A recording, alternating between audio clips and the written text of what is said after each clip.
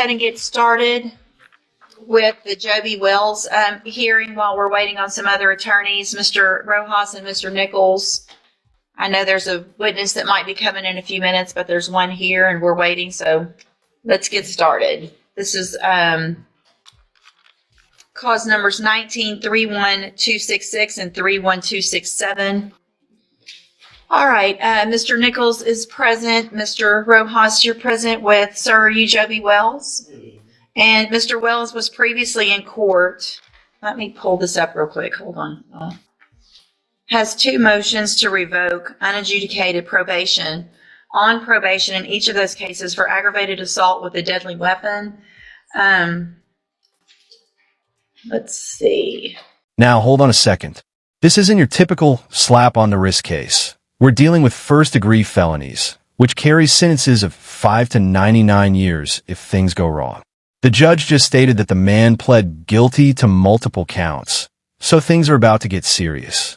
The man is on probation for aggravated assault with a deadly weapon. In those motions, pled true to counts 3, 4, and 6. I've received an updated pre-sentence report, as well as some jail incident reports that everyone should have been given copies of. Has everyone received all of that? We have, yeah. Yes, Your Honor, we have. And these cases are both, I want to make sure I said it right, they're aggravated assault, family violence. They're both first-degree felonies, deferred probations, and Not correct, Your Honor. it's not.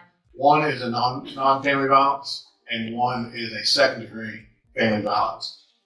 Okay, so in that motion, was that wrong then? It's aggravated I on, believe so, Your Honor. okay, Mr. Ross and I actually double-checked this morning. Okay. Under the code and under indictment and under the original plea agreement. both of them are second degrees, 2 to 20 range. There was no agreement, and does anyone have any additions or corrections to that pre-sentence report? Nothing. No, Your Honor. Now for a little legal tidbit.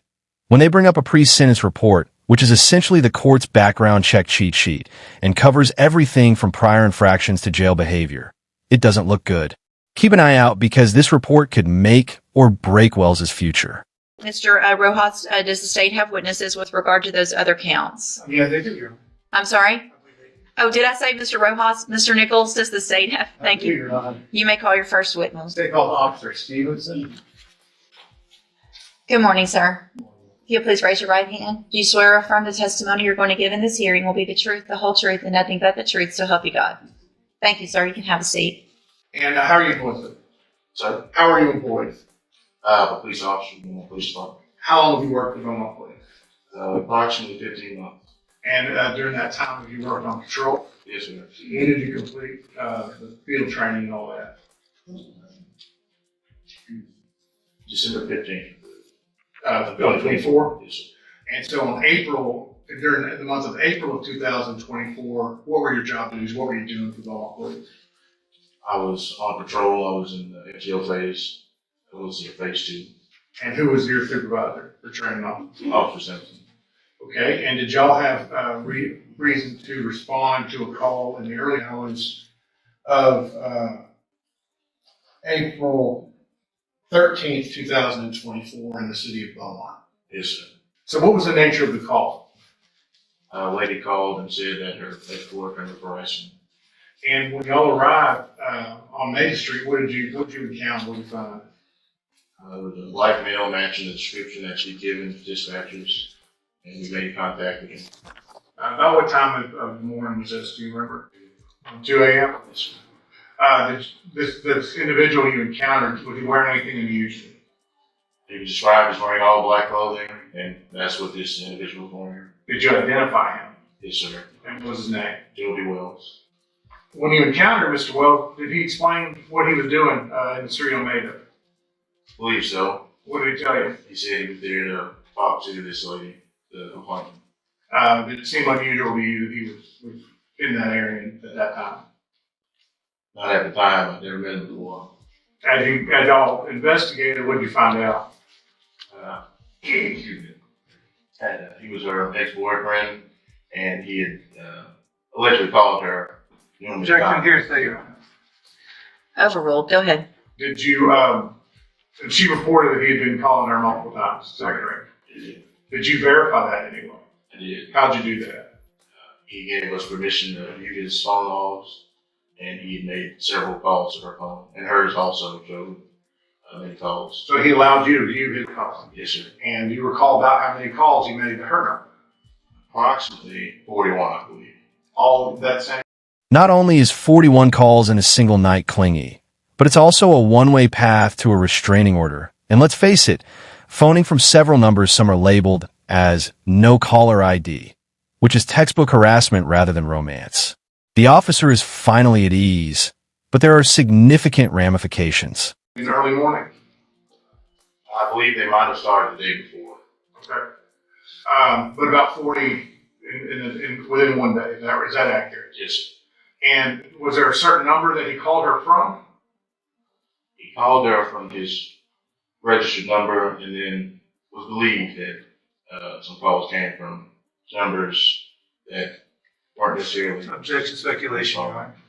Overruled. Go ahead, officer. When you reviewed her phone, what did it appear the numbers came from? Many of the calls said no caller ID, I believe, but some came from his. Okay.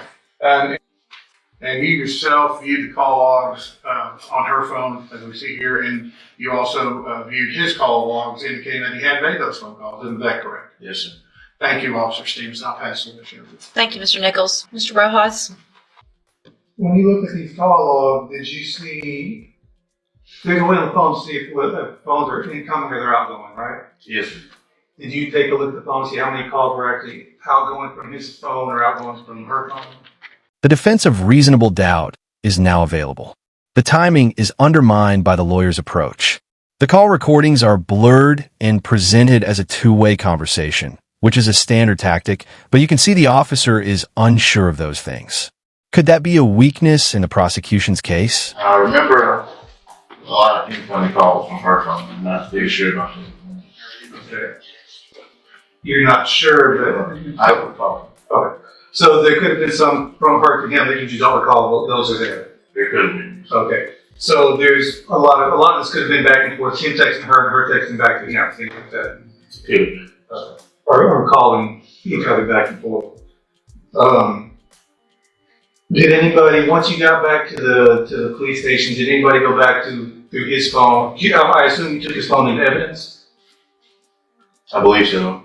Do you know if anybody back at the police station went back and looked at his phone to verify how many calls were coming from his phone, or how many calls were going from his phone to hers, and how many calls were coming from her phone to his? I don't know if that happened. Okay.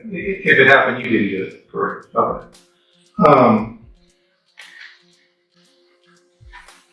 Did you count the number? You mentioned earlier that somebody had, I think the number you said was 41 calls. Approximately. Was that on his phone or her phone? Her phone. Did you go back and count the number of calls on his phones? I don't recall. Okay. Go ahead. Thank you, Mr. Rojas. Any other witnesses? No, you're saying right. Mr. Rojas, any witnesses? No, no. Okay, so then with regard to counts, well, let's see, we've got count 1. I am going to find that there was sufficient evidence based on the testimony of the officer as well as his body cam to find count 1 true. I am going to find count 2, find that there was sufficient evidence based on Ms. Lopez's testimony as well as that of the officer and his body cam that count 2 is also true. Count 5 true. Count 3, 4, and 6 were true pleas by Mr. Wells. So at this time, all counts are true. Mr. Rojas, I will let you go forward with argument. Judge, Mr. Wells would like another chance on probation, Judge. As Mr. Nichols pointed out, he was here previously on a prior motion to revoke for the family assault. At that point, Hang on just a second.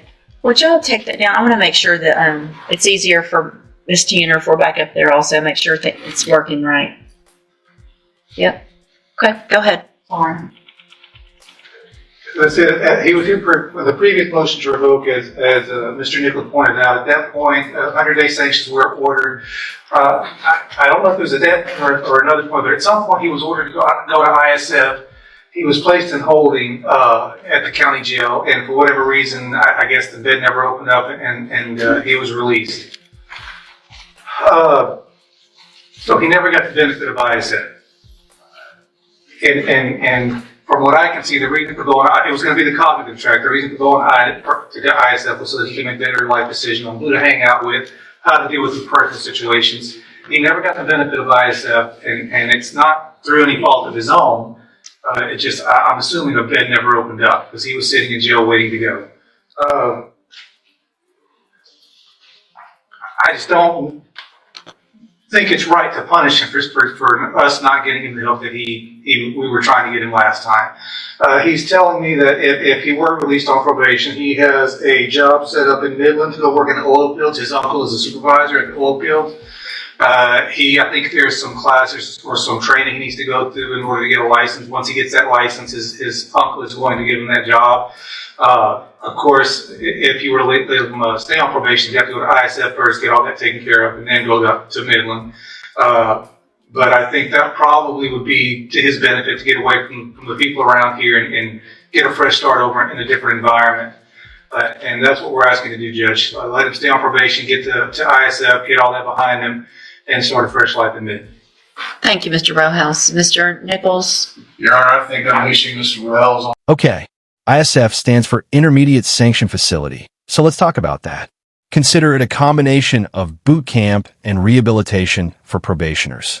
The defense claims that the system failed Wells, thus he never had his last opportunity.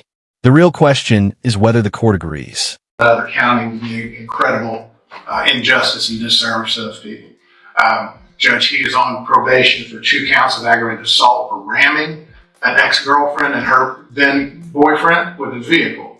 And I want to draw the court's attention to the original PSI, where the complainant witness in that case, and her version of events states not just about him ramming their car, but that the day this happened, she had broken off their relationship, and that the day this happened, she began receiving several phone calls from Wells, causing her to block his number.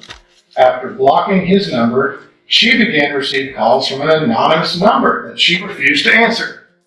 That's his pattern. That's what he does, Judge. He knows it's harder to track if you're using some sort of masking or call blocking app to harass these women. But more importantly, this is just what he does, Judge. He has a misdemeanor family violence assault for which he was revoked in 2000. Convicted date 2011, revoked in 2013 from that. It has to end at some point, Judge, and I urge the court to exercise the full authority given these cases. These things only escalate. And he went over to these people's house, dressed in all black at 2 a.m. to confront them after repeated calls to her. That's scary. I don't like she's not here, Judge. But we know why she's not here. She's scared of this man. And I'm asking the court to put a stop to this today. Thank you, Mr. Nichols. Mr. Wells, do you have anything to say?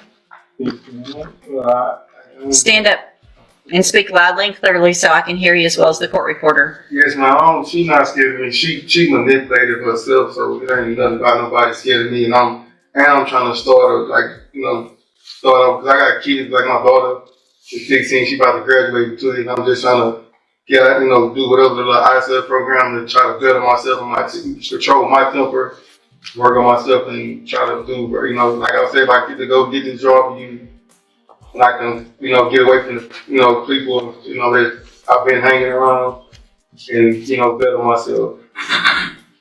So you've been hanging around the wrong people?